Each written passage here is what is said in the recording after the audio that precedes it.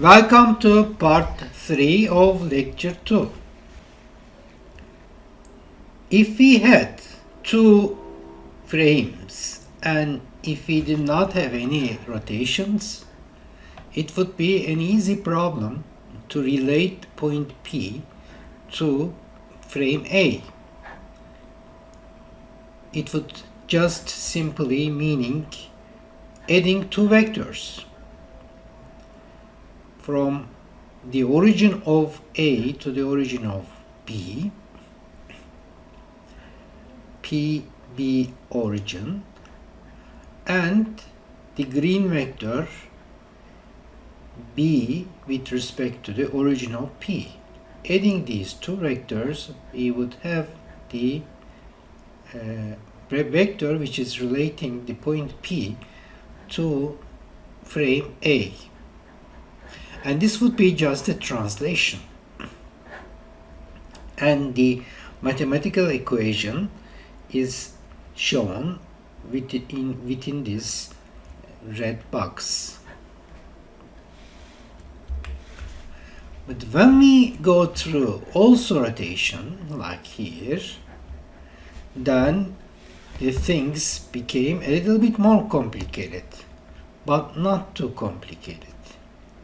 Because we saw that we can unite these two motions in one matrix, and that's why we call them homogeneous transforms. And we said that we can, by use of these homogeneous transforms, we can add apples to oranges. So the things we were taught so far is not valid anymore. We can actually, thanks to this mathematics, we can actually add oranges to apples. In Turkish, elmalarla armutları artık toplayabiliyoruz. And in short, the point with respect to A is obtained by multiplying the point with respect to B with the transformation matrix from B to A.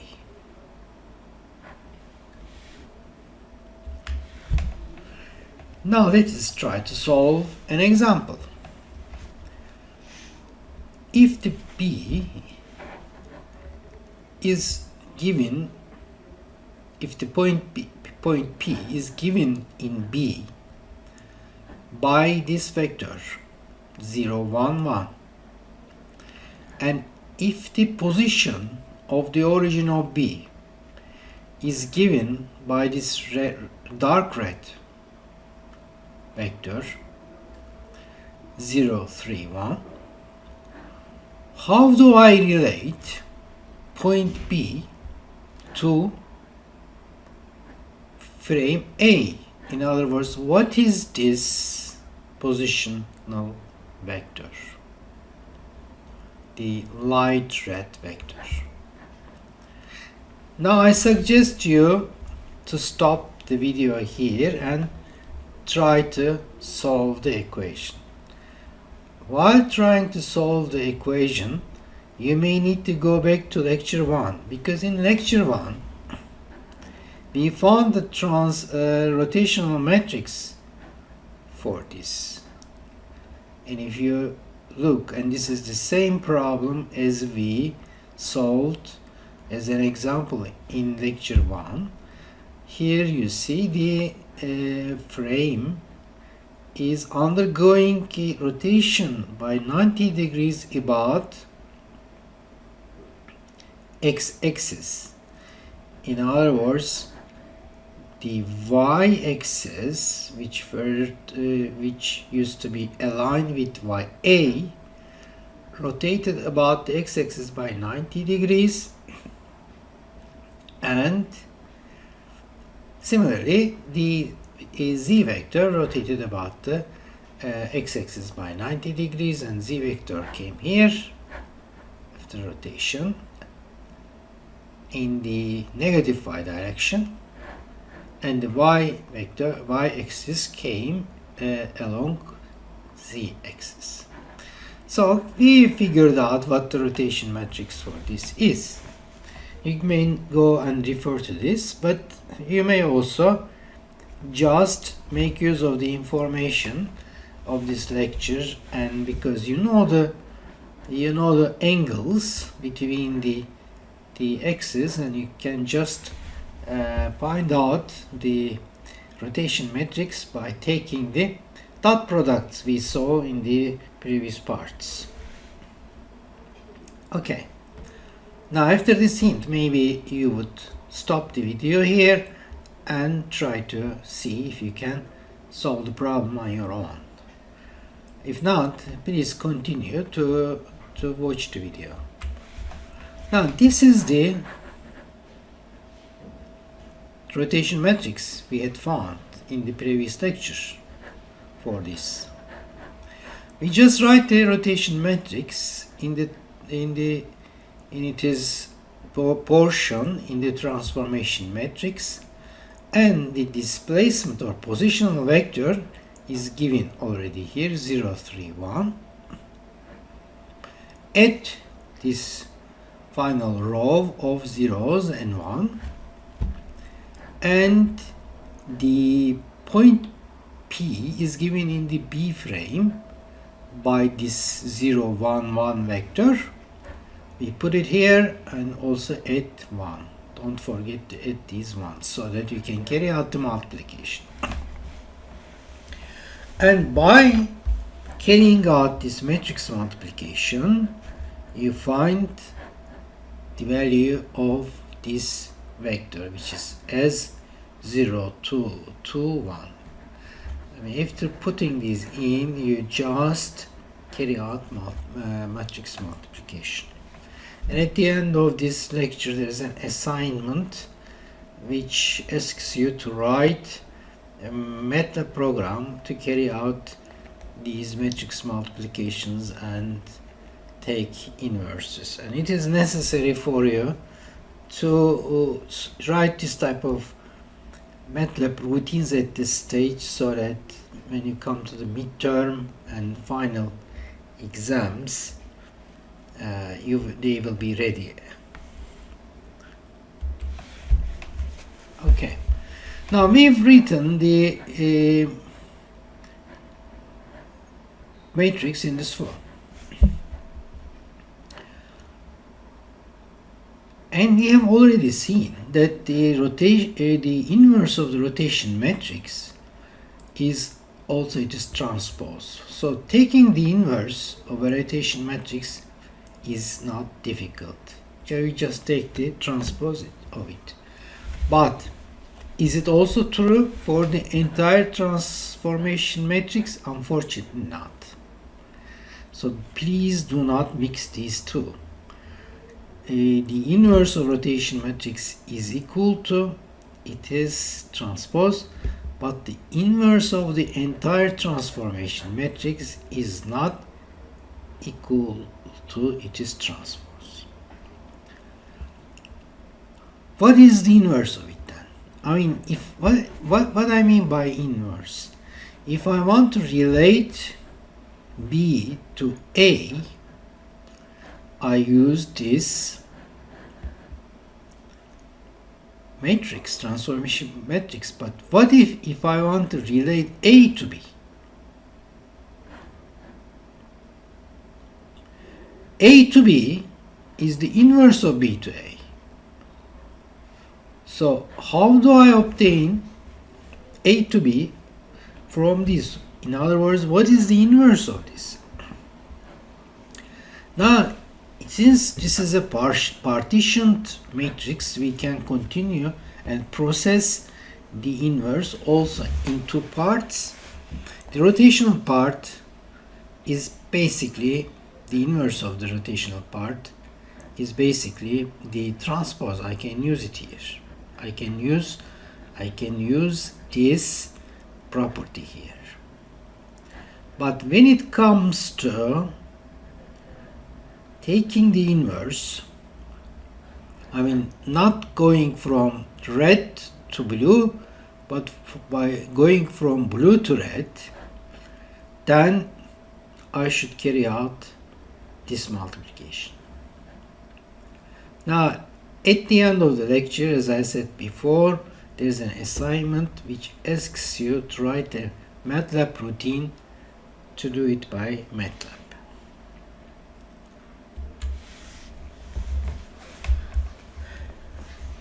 Now, let's summarize what we have been saying so far by this figure of compound transformations. What is this point with respect to the a-axis? If I know where it is with respect to the c coordinate frame, and if I know where the c coordinate system is positioned with respect to b, and what is its position and orientation with respect to b in more precise terms, and if I also know what is the position and orientation of frame b with respect to a. If I know these, that means I also know these transformation matrices. That is from a c to b, then from b to a, and if I know this, I can find from c to a by multiplying t from c to b with t from b to a. And in these multiplications we had seen before, we should be careful in the order so that subscripts are going to be cancelled by the superscripts. Now, there are two examples to illustrate this. The first one is that if I have a robot, and if I know where robot is positioned in a room and where there is a table positioned with respect to the robot, and if I know that on the table there is a bolt positioned somewhere, and I know where it is positioned with respect to the corner of the bolt, okay, can I know where this bolt is with respect to the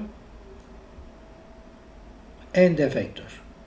Now you start to feel where these analyses are taking us, because we are going to ask the robot to come and pick this bolt, for instance. In other words, where is this bolt with respect to this end effector? And mathematical terms we have been using so far. What is the transformation matrix which transforms G to T? Okay.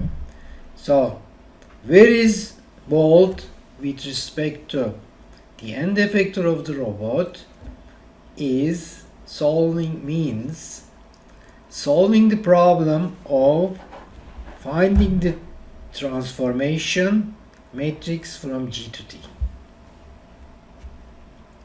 How do you find this? We are supposing that this is, since robot is our own robot, we know transformation matrix from T to B. Also, since they are in a known environment, we suppose that we know the transformation matrix S to B, and also since bolt is in a known location on the table, we know the transformation matrix G to S. So can we make use of this information to find the transformation matrix from G to T? Again, stop the video and try to answer this question first yourself. Now, we are going to make use of the relations and inverse transform information we have used so far. We have said that we know where the bolt is with respect to the corner of the table, so we know T from G to S. Also, we said we know where table is located with respect to the base of the robot. In other words, we know T from S to B. From S to B. Okay, since we know the structure of the robot, we also know T to B. Therefore, all we need to do is to get the inverse transform. If I know T to B, B to T is the inverse transform. But if you look at the inverse transform, T to B,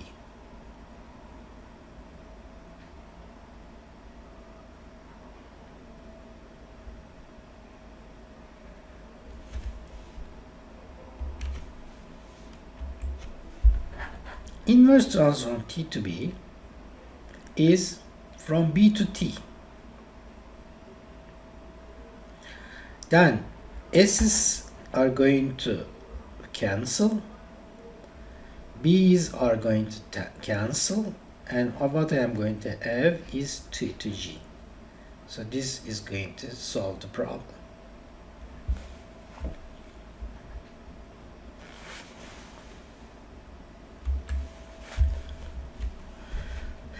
Now, if I am given a transformation matrix like this, can I relate it to this figure here?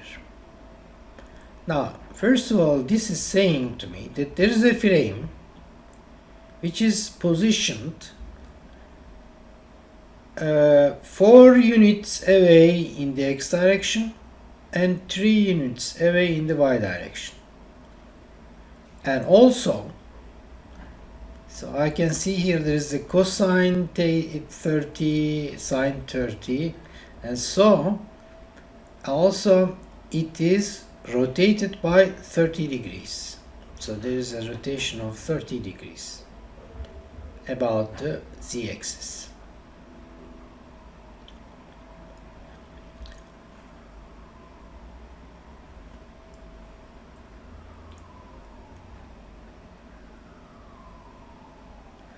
Okay, so the question is going to be, if I know this, how can I figure out what the inverse transform is? What is, in other words, what is T from A to B? Now, all we have to do is to carry out this matrix manipulation. Take the transpose of this first part of the rotation matrix, take the transpose of it, then carry out this multiplication. Now, this multiplication you can carry out is not difficult, but I am asking you to write a MATLAB program and solve this with MATLAB program. And please submit your MATLAB program together with the result in the assignment box, which is going to be opened today, and in the announcements you are also given the deadline for submitting this problem. End of lecture 2, part 3.